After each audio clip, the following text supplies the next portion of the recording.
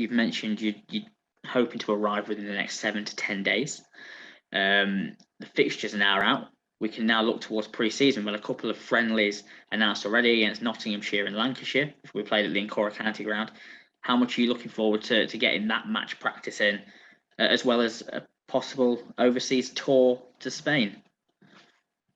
Yeah, look, I'm really excited about that, because as you'll see with our training has stepped up a notch over the last week, and that's how we've geared our training so far. So for the next month, every Wednesday we'll be at Loughborough.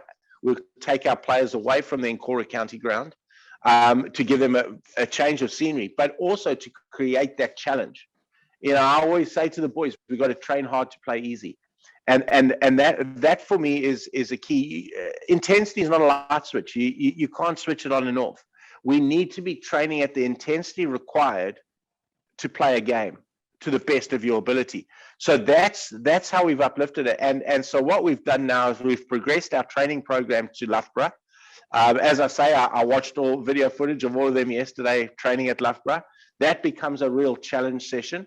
The next phase is March 7th to the 14th. We're going to Spain, to Desert Springs.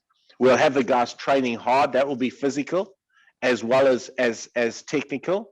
And then we'll end that by playing a couple of games.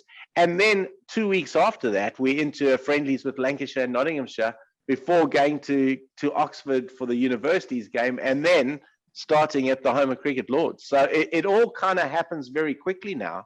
And what it does do, it gives the players and staff something to look forward to. Players can certainly look and know that the season's just around the corner. And then they can also gear themselves up mentally for what's coming. So it's a pretty exciting time of the year now. Yeah, and just on that tour to Desert Springs as well, by that time, where do you hope to be in terms of the player training? And then what are the key objectives of going there? Desert Springs gives us a real opportunity to sit down. It would have given me a month to have assessed where the boys are in terms of their skills. It'll have given me a month to assess the brand of cricket we need to play, bearing in mind the components we have, the components being the players. But then also it gives us an opportunity to work damn hard in a warm environment. So there'll be a lot of hard physical training. There'll be a lot of good fielding work, which is not necessarily the easiest thing to do in the UK at the moment. We certainly can't do it outside. So getting out, there'll be a lot of emphasis on that. And then there'll be some match simulation. There'll be a lot of match simulation practice, because I think where our program sits then is it needs the match simulation to come in. So Desert Springs gives us that.